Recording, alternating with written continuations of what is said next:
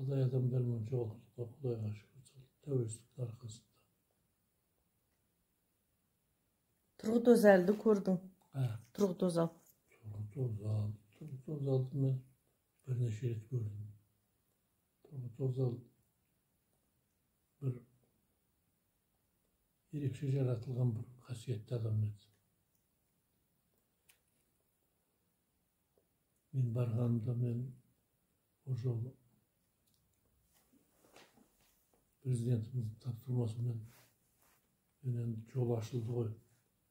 Olmasa жолды ашып беріңдер барып Түркияға бауырлас ел ғой, біздің тәуелсіздігімізді мойындады деді. Бірінші рет мойындаған соң барып Қазақстанның жаңағы мәдениет күндерін өткізіп келді. 100 самолет беріп 140 адам іріктеп сөйтіп самолетке мініп түгел бардық. Сонда кетіп баратқанымызда Саки деген қалам еді, Қырымда жерге қонып самолет. Сөзден біз кеденнен сонда өттік. Өзімізден емес, Қазақстаннан емес. O кезде Совет үкіметінің өзі қалт құт етіп тұрған кез Совет үкіметі. Делегацияның құрамында 2 облыстың басшысы болды. Мен Қалтай ағамызды алдым. Мұхаммеджанов. Әңгімеге жақсы адам. Соның Саки деген қалада біздің неміз тексерді ғой, енді кеден. Ұзақ болдық, әбден шаршадық. Сосын әбден шекеміз тырысып сөйтті де Қалтайға айтады: батырым, бір қозыны сойып жіберсек қайтеді. Өзімен шекем тырысып жүргенде, ой, қалаға сені қызға екен. Қалдың жамайтын жерде қалжыңдап деді. Сөйтсем, ол мен мына өттеп қалтасынан бір кішкентай жарты литр емес, соның жартысы 250 граммдық арақ. Соны шығарып алды. Сізді де істемейтініңіз жоқ. Бардық, барғаннан кейін самолетте сөйтіп келдік, келгеннен кейін көрдім, біздің түсетін жолымызға бәріне кілем төсеп тастапты, жарқыратып. Соның кейін қаз-қатар сол кілемнің жағасында қаз-қатар балалар тұрып білдір ішінде. Қазақ балалар, қыздар. Ойпырмайды. Жүрегім елжіреп кетті. Түркияда қазақтар күтіп тұрмай кетті. Сол неге самолеттен түстік, түскен кезде жаңағы балалар бізге сәлем берді.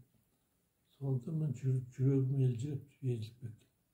Қарап қолыңды алады екен де, сүйіп маңдайына тигізеді екен. Жаңағы қазақ балалар сияқты. Содан неге бірден аэропорттан мен интервью бердім. Ол тікелей тарайды екен сөзді. Сондай зал. Мені Намық Кемел Зайбек дейтін бауырымыз. Кейін көп араластым соғысымен. Ол кезде Түркияның мәдениет министрі еді. Соғысы қарсы алып, соғысы қасымызда жүрді.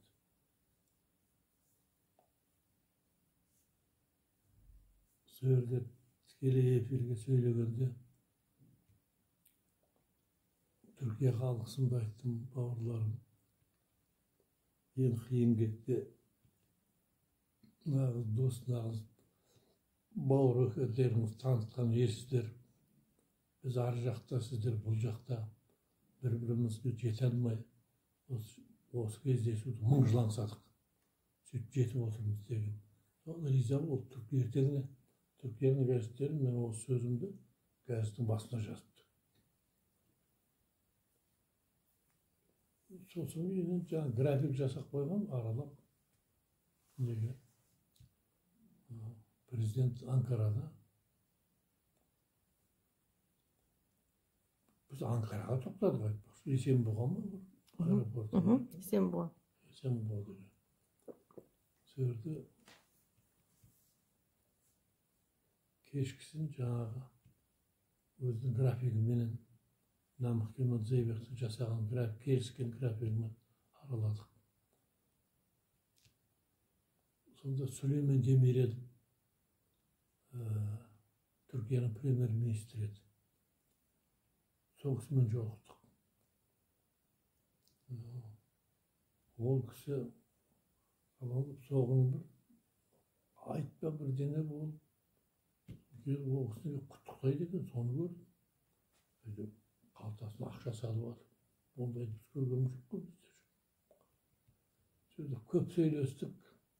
Қасында мұрны қолағаштай бір Исмет Инönü деген Түркияның премьер-министрі болған.